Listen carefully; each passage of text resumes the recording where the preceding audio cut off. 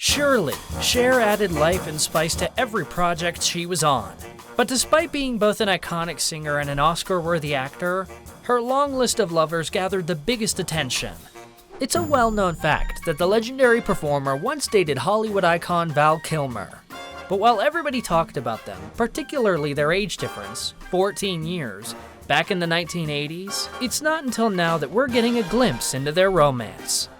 In today's video, we're diving deep into what their love really looked like and what was the real reason the 80s it couple split up. Cher and Val Kilmer reportedly set their eyes on each other in 1981. He was eating at a Manhattan restaurant when a lady friend told him the pop star was interested in meeting him. While explaining that he was shocked, he also admitted he wasn't exactly thrilled. Having moved from the San Fernando Valley in California to New York to study at the Juilliard Acting School, he was stunned and completely unimpressed. Kilmer wrote in his book that he didn't want to meet Cher initially because he figured they'd have nothing in common, and he saw her as a less than fascinating character out of the gossip rags. I kind of like tough guys. You know, I like guys that seem like they'd want to throw you around, but wouldn't. What do you have to offer that guy? More than you can possibly imagine. However, that didn't stop the young actor from accepting the invitation, which led to what he deemed a wild ride of a relationship. It's unclear, however, if this account matches up with the actor's timeline. People reported that he and Cher met at a birthday party for the Moonstruck star, thrown by none other than Meryl Streep. She said, "I invited this guy and I think either you or my friend who's an editor will like him." Is Meryl the lady friend Kilmer references? We'll probably never know. They had an instant connection. The pair immediately became friends, constantly laughing at the same things and spending heaps of time together. He would sleep over at her place, telling her all about his dreams, and taking her to see a Japanese performance of Macbeth. And Cher was thinking, this guy is nuts, we're not going to get along at all. But the young Val fell under her spell. See what we did there? As for Cher, it didn't take long for her to be enchanted as well. They didn't rush their first kiss, but when they did ultimately lock lips, oh my. When we kissed, I thought my head would shoot right off my body. And Cher has a motto when it comes to romance. My rule of thumb, and it's never failed me, is if a man's a good kisser, he's a great fuck. In Cher's words, their relationship was too hot and intense. Both were powerful and bold individuals, sharing a series of intimate moments, and often being spotted together in public events. The two soon ended up living together at Caesar's Palace in Las Vegas, where she was performing at the time. Cher was not blind to the fact that they were not that close in age, but she didn't care, no matter how many eyebrows were raised. And why would she? They were both adults. He was so young. Was he 22? What was I? I don't know, 30-something? It was a bigger deal back then. There's another thing here.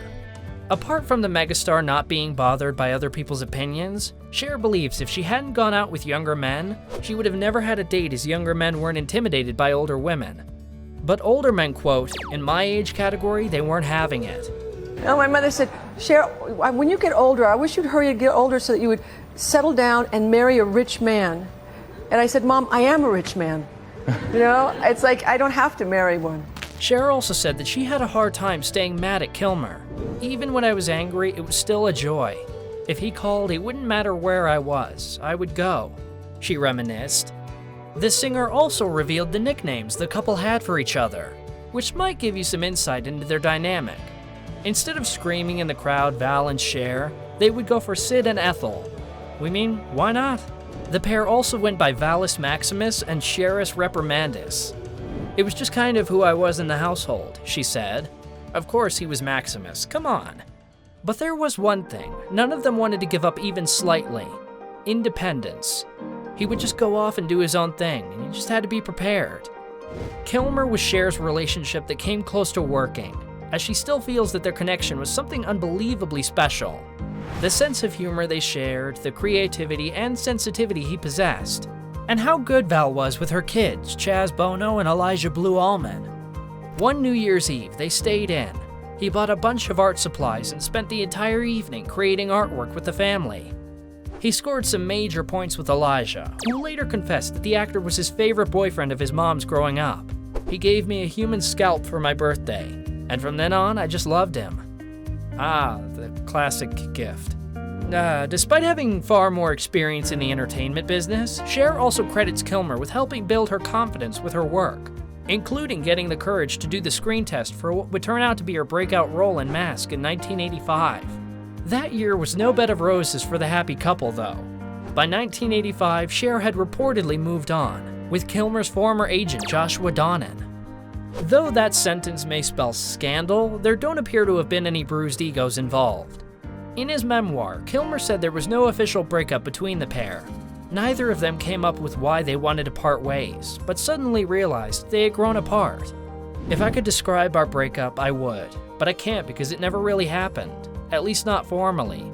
Kilmer wrote in his memoir, "She never said, 'Val, I'm through with you,' and I never said, 'That's it, Cher, we're history.'" In 1990, though, she clarified that Kilmer called things off. Ha, here you go, guys. Young Val was still a rising star, trying to find his identity and come out of the shadow of a big name like Cher's. She added that she often dates men who aren't much impressed with my lifestyle, saying, "I always pick men who are more work ethic sorts." I'm always surprised because it always seems silly to me, the things that people say and the way people perceive me. But, you know, I don't really explain much about myself as I go along, so I guess I do send mixed messages. No matter how long ago they were together, the couple never stopped caring for each other. Cher and Kilmer remained close friends decades after their romance ended. In 2015, the actor faced the biggest challenge when he was diagnosed with throat cancer and was left fighting for his life. His old friend and lover came knocking with help. She shined a light during his darkest days, inviting him to stay in her guest house while he got the medical help he needed. In his memoir, Val recalled a terrifying night from this period where he woke up vomiting blood. "I prayed immediately, then called 911, he continued. Cher stepped in and stepped up. One of the ways she was able to help was by unintentionally making Kilmer laugh in the dire moment. Even in my grave condition, I saw her scanning the paramedic, who was Gregory Peck drop-dead handsome," he added. "Despite the fact that I was covered in blood, I caught her eye and bounced my brows. Cher was bashful to be busted, but then couldn't help laughing out loud at the audacity. Never change, Cher. Because those guys are so handsome," she remembered. There they were, joking about beauty and desire, while his life seemed to be in mortal danger. We laughed out loud before they finished with my vitals and shut me up with an oxygen mask. Today, Kilmer is cancer-free and extremely grateful. He's keeping busy by doing voice exercises every day, as his speech has been impacted by the disease. In addition, the actor has been touring with his one-person show about Mark Twain, and he will reprise his role in the Top Gun sequel Maverick alongside another of Cher's lovers, Tom Cruise. One of the best in her own words. "I've had just the greatest lovers ever." Where did Tom Cruise rank on that list? Well, he was in the top 5. Also, Kilmer's new documentary Val recently debuted at the Cannes Film Festival and is narrated by his son Jack. Early in the film, Jack is seen on screen saying, "My name is Val Kilmer." It may be the film's boldest creative move, as the voice of young Kilmer sounds so much like that of his father. The film follows Kilmer's life and includes footage he shot throughout his career, childhood videos, and home movies. Cher has seen it and loved it. Years go by as she maintains a deep admiration for Val, both as a person and a performer. She also wrote a sweet note for her former flame after watching the documentary. I said, "Valis Maximus, I'm sorry if I did anything to piss you off or hurt your feelings. I love the things that pissed me off, the things that made me hysterical, amazed, hurt, astonished, etc. You are brave and beyond brilliant. Ethel." She also shared that despite their breakup, she still loves him. In his book, Kilmer shared similar sentiments. "We had a wild ride, and though we'd eventually veer off in different directions, our spirits stayed united." Since their short-lived romance, Cher's dating history included her romance with stars like Tom Cruise and Richie Sambora from Bon Jovi. She was also married to the late Gregg Allman, but his drug use ruined their union. Cher may have risen to fame when psychedelic drugs were all the rage. However, she says she and drugs were never really a match.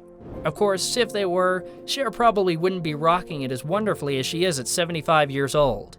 Though Keith Richards would disagree. Val Kilmer married actor Joanne Whalley in 1988. 3 years after the split from the Mamma Mia to Here We Go Again star.